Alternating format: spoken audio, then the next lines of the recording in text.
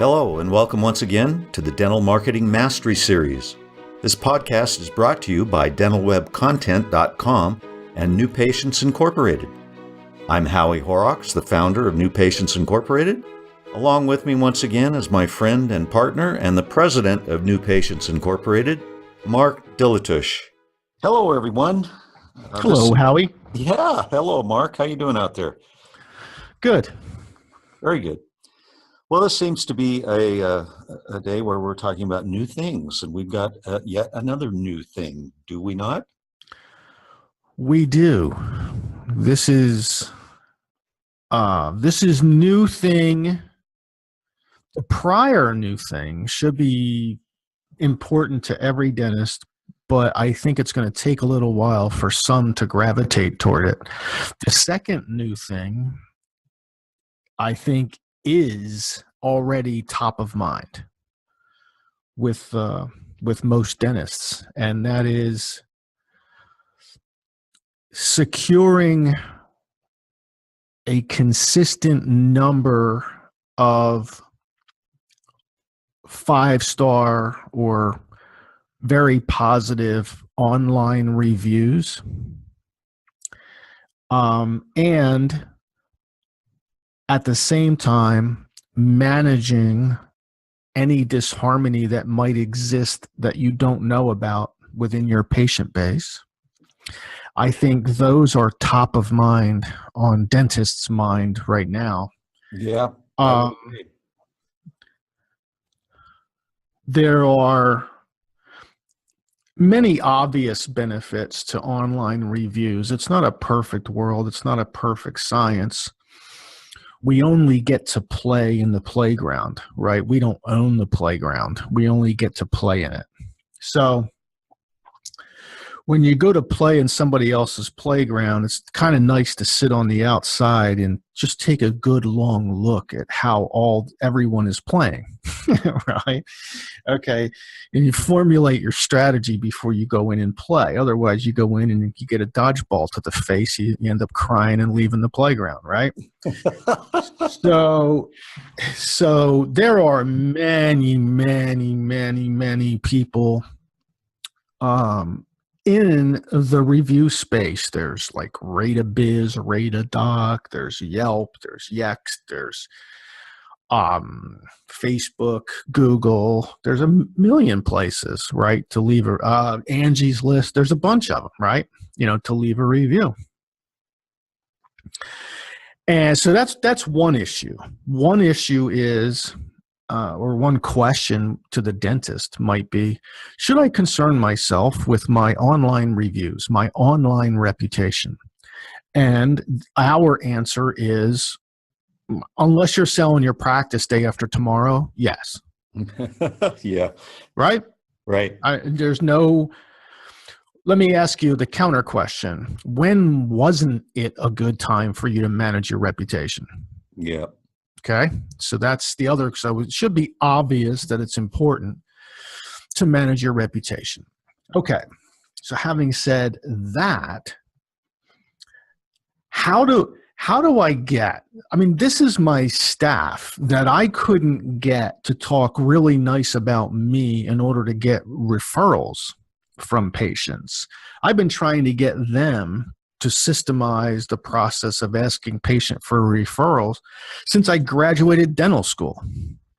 How am I going to get my staff to ask my patients to do something that might take 5 or 6 clicks on their phone and leave me a review? And the answer is, that's where most of the systems fail. Okay. Yeah.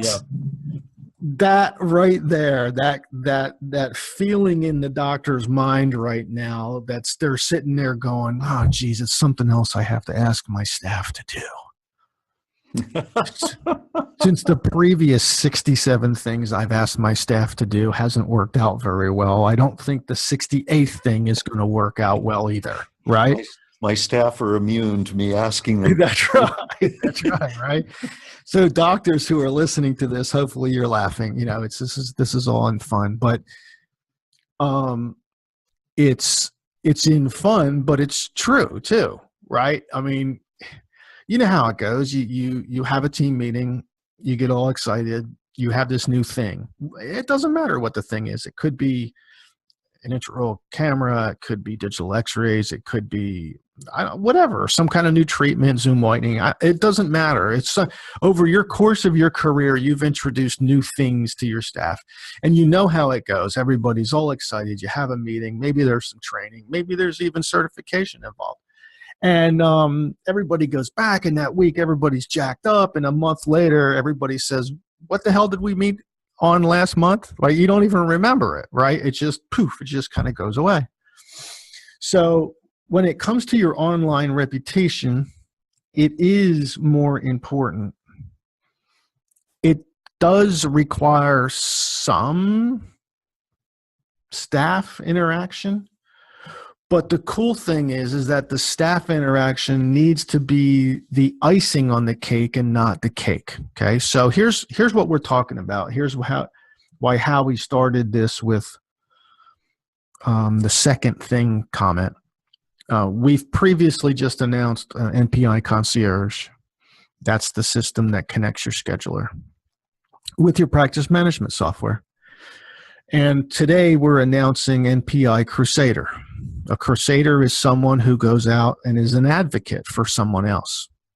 In the old days, the real old days, a crusader was a guy with a shield and a spear, right? He would go out there and rape and pillage and take over territory, and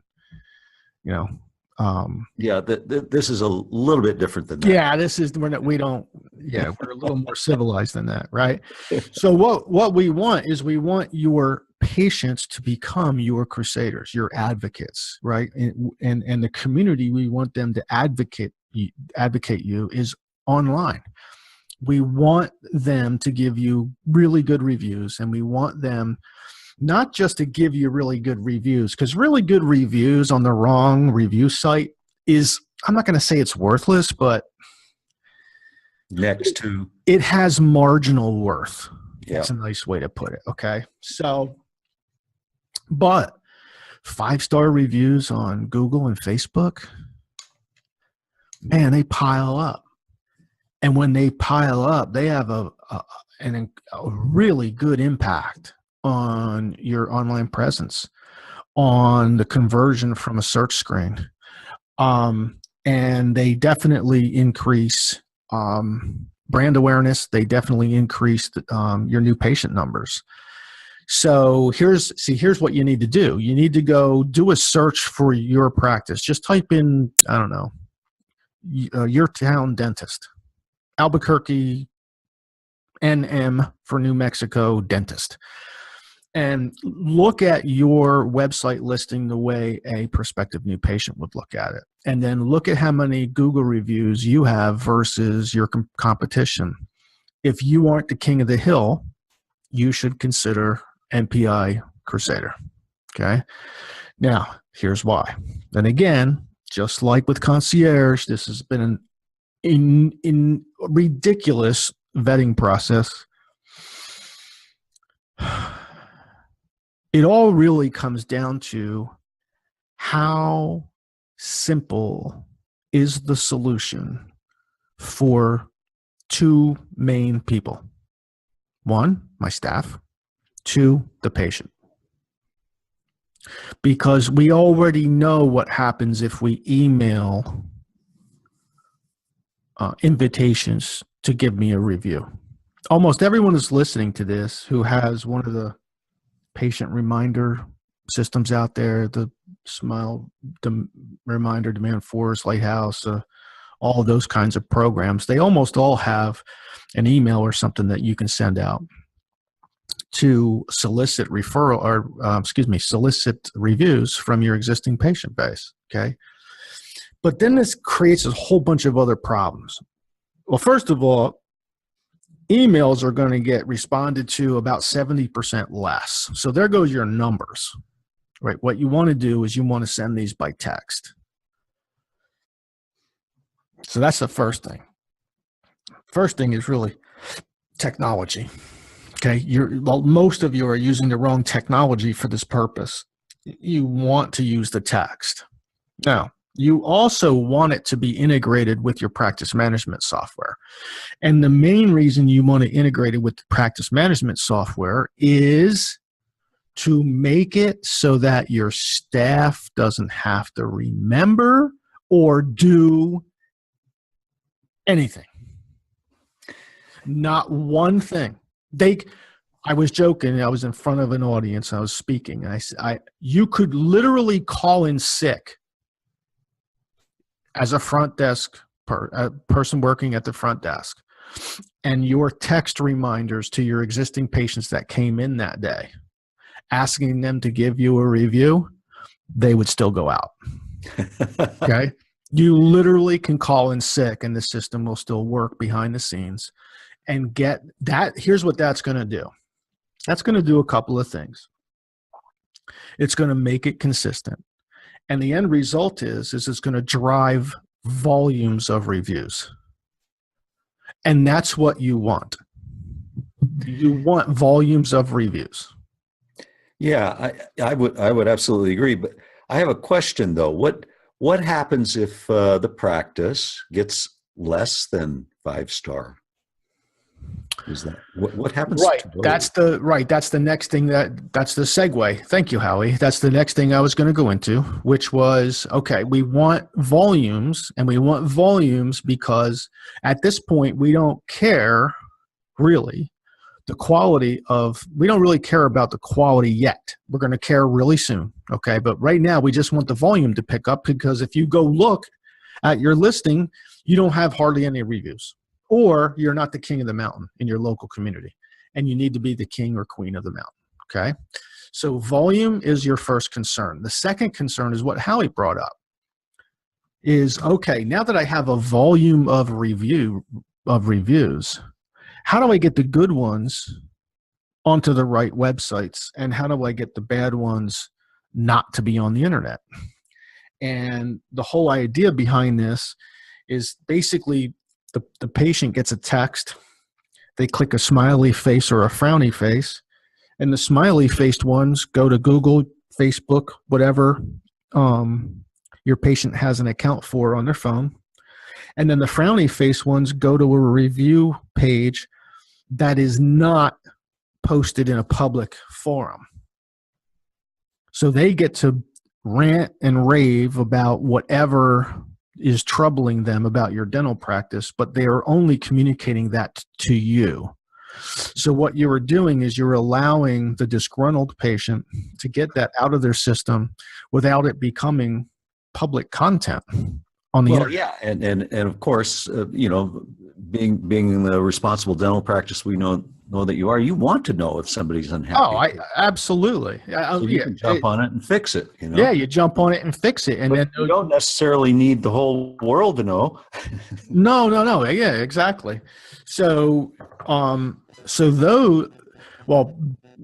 if it's a great review, you get notified.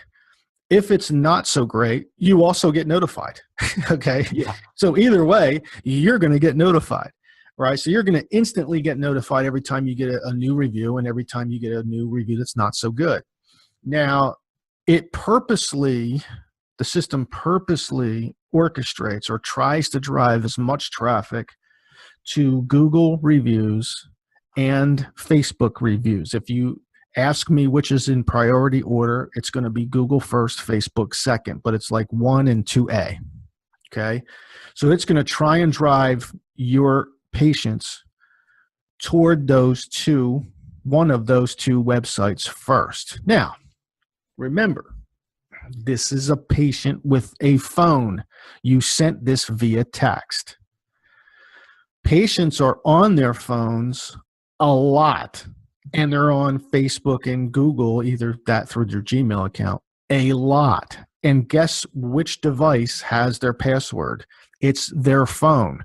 So that when they click the little review link that is sent in the text, and it's going to look at their credentials, see if they're a Facebook user, see if they're a Gmail user. It's going to go into Google, into your business page, your review area in Google, and sit there with 5 stars waiting for them to tap and then type in the description of their what happened to them today at your office.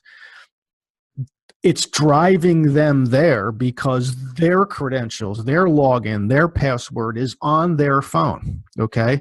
So it could be, and this goes back to me saying it's difficult for most patients to give reviews. If you're the patient, you get a text. Now just think to yourself about what happens when you get a text. Your phone goes beep. You look at it. And in it, there's a link. All you have to do is click the link, okay? And then it comes up with smiley face, frowny face, okay? So if you click smiley face, it goes right to the practices, right to your properly addressed review page, waiting for them to give you 5 stars. That's how many steps it takes for a patient to do it. So remember at the beginning, I said a lot of these review systems fail because it's hard for your staff to use. Then I said your staff doesn't even have to be at work to use this one. Okay. Then I said other review systems send them via email, which makes them much harder to use than text. Okay. This one sends it via text, and it's literally you click the link, click the smiley face, and you are either on Google reviews or you are on Facebook reviews. Their credentials are already processed. They're right exactly where they need to be to leave a review. So it's a one-click step for your customer, or your patient. So it's easy. Real easy. So when things are easy for your staff and things are easy for your patients, what happens? You get more reviews. And what happens when you get more reviews? You become the king or the queen of the mountain in your local market. And what are we all about? Right? Making kings and queens in local dental markets. That's what we're about, right? So that's what we do. This is a little piece, okay? It's an important piece, okay? But it's a little piece, and it's real affordable. It's $149 a month, and there's no contract. And if you don't like it for some reason, get rid of it. No big deal, right? It's not a marriage. It's a month by month thing. Wow, that sounds great. Right. So your takeaway is if you're not the king or queen of the mountain in your local market, chances are it's too difficult for your staff, or they're too involved, or it's too difficult for your patients, or they're too involved. And with the right solution, you minimize both of those, and guess what happens? Boom. You end up with the best reputation in your local market. And that's you end up with a lot of crusaders out there. A lot of crusaders. That's right. So that's NPI Crusader. If any of you have any, you don't have to be our customer or client already to have it. You can call and just order it from us. But of course, if you are a customer, we have lots of bundles that make it even more affordable. If you're interested in concierge or dental web content bundles, it's almost free. So anyway, that's NPI Crusader. Thanks a lot, Mark. And to our podcast listeners, thank you as well. And we'll see you again soon. We hope you've enjoyed our podcast today. You can find more podcasts on our YouTube channel, on Stitcher, and iTunes. Also on our websites, dentalwebcontent.com and newpatientsinc.com.